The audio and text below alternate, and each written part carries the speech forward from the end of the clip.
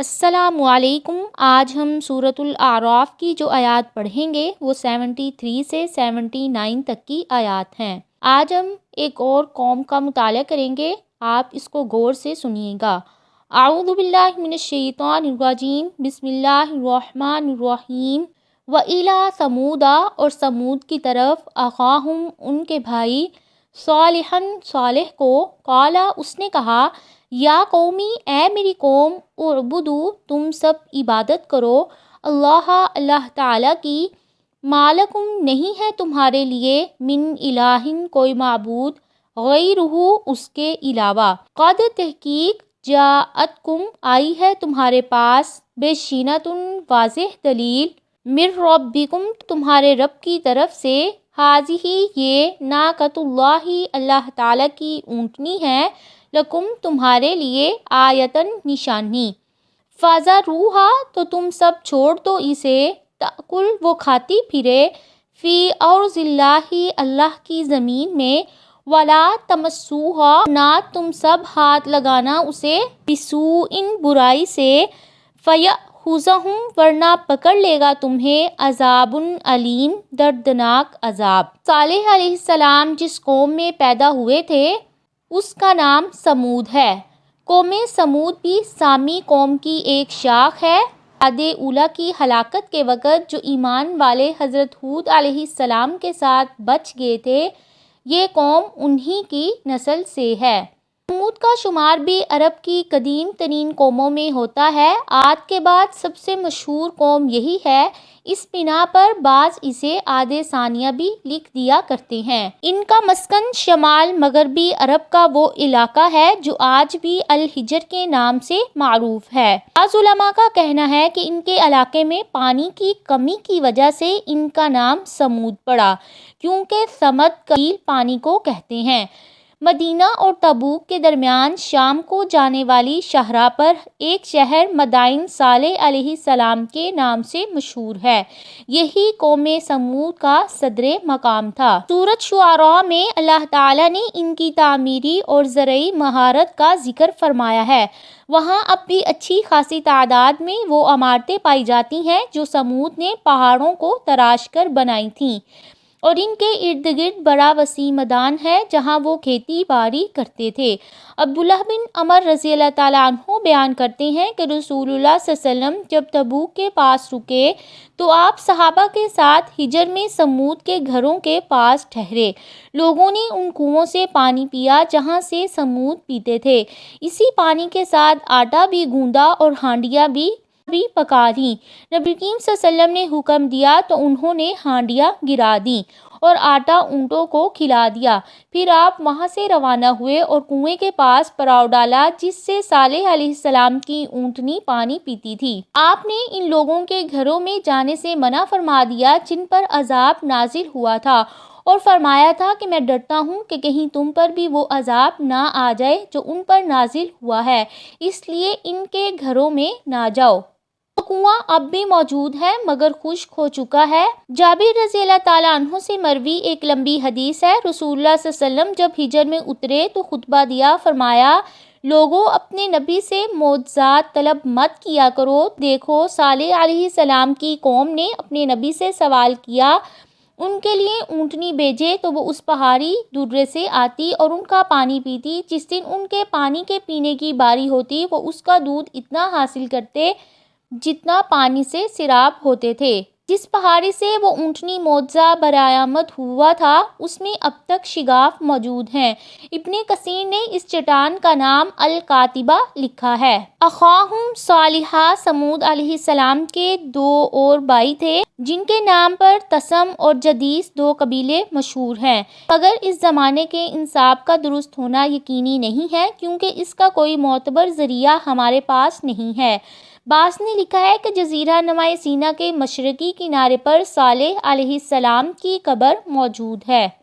ناقۃ اللہ، صالح علیہ السلام نے اپنی قوم کو اللہ تعالیٰ کی توحید اور اپنی رسالت اور اطاعت کی دعوت دی اور فساد فی الارض سے بچنے کی بھی دعوت دی، تو انہوں نے آپ کو جادو زدہ اور اپنے جیسا انسان کہہ کر جھٹلا دیا۔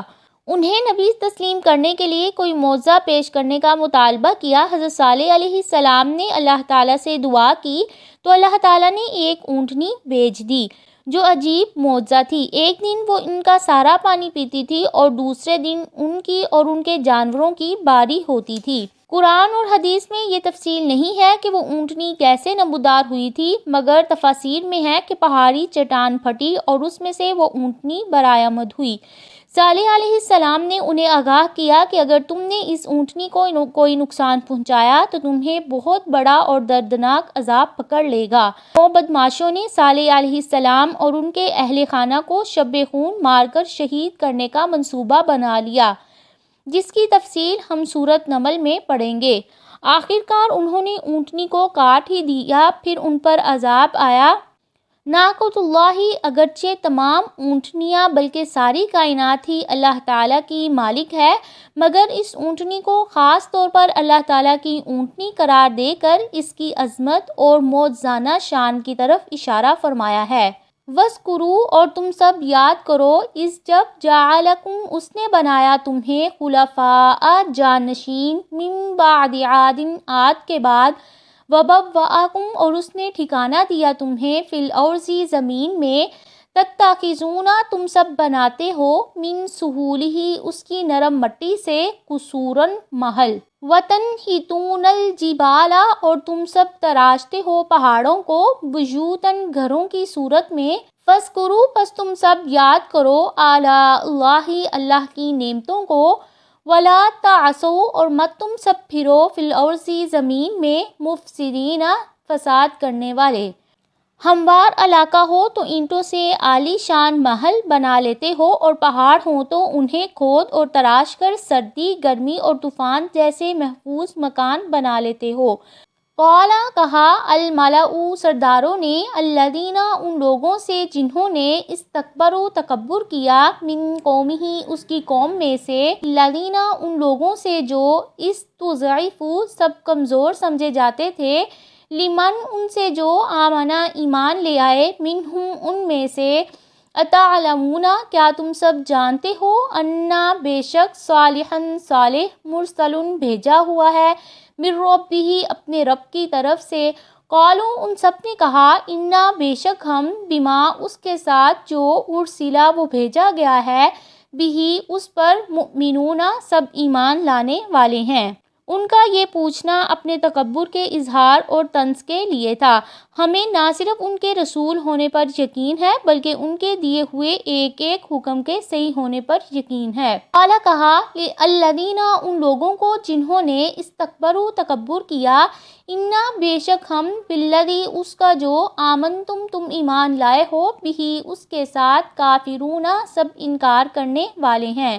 فَعَقَرُوا النَّاقَةَ تو ان سب نے کاٹ ڈالا اونٹنی کو، وَعَتَوْا اور انہوں نے سرکشی کی، عن امر ربہم اپنے رب کے حکم سے، وقالوا اور ان سب نے کہا، یا صالح اے صالح، ائتنا لے آ ہم پر، بما اس کو جو، جس کا، تعیدنا تو وعدہ کرتا ہے ہم سے، ان اگر، کنتا تو ہے، من المرسلین واقعی رسولوں میں سے۔ اگرچہ اونٹنی کو ایک ہی شخص نے کاٹا تھا، مگر چونکہ ان سب نے اسے مقرر کیا تھا اور وہ سب اس کی پشت پناہی کر رہے تھے، اس لیے سبھی مجرم ٹھہرے اور سبھی پر عذاب آیا۔ علماء تفسیر نے اس بدبخت شخص کا نام لکھا ہے جس نے اونٹنی کی کونچیں کاٹ ڈالی تھیں، اس کا نام قدار بن سالف لکھا ہے۔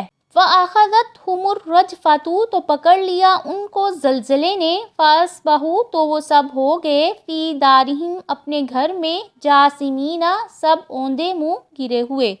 صالح علیہ السلام نے جب دیکھا کہ انہوں نے اونٹنی کو کاٹ ڈالا ہے تو انہیں 3 دن کی مہلت دی۔ جب یہ مہلت پوری ہو گئی تو ان پر عذاب نازل ہوا، اور اللہ تعالیٰ نے صالح علیہ السلام اور آپ کے اہل ایمان ساتھیوں کو بچا لیا۔ تفاسیر اور احادیث میں ہے کہ ان میں سے صرف ایک شخص، ابو ریگال، ان دنوں حرم میں مقیم تھا، وہ اس عذاب سے محفوظ رہا، لیکن جب وہ حرم چھوڑ کر طائف کی طرف روانہ ہوا تو وہ بھی ہلاک ہو گیا اور راستے میں دفن کر دیا گیا۔ الرجفہ یہاں زلزلے کا ذکر ہے۔ سورۃ ہود میں الصیحہ یعنی چیخ کا ذکر ہے۔ اس سے معلوم ہوتا ہے کہ اس قوم پر 2 طرح کا عذاب آیا ہے، اوپر سے صیحہ یعنی چیخ اور نیچے سے زلزلہ۔ جاثمین یعنی وہ اپنے گھٹنوں پر منہ کے بل گرے ہوئے تھے اور ان میں کوئی بھی حرکت باقی نہ رہی۔ فتولیٰ پھر منہ پھیر لیا، عنہم ان میں سے، وقالا اور کہا، یا قومی اے میری قوم، لقد البتہ تحقیق، ابلغتکم میں نے پہنچا دیا تھا تمہیں، رسالتا پیغام، ربی اپنے رب کا، ونصحت اور میں نے خیر خواہی کی ہے، لکم تمہارے لیے، ولکن لا تحبون لیکن تم سب پسند نہیں کرتے ہو، الناصحین خیر خواہی کرنے والوں کو۔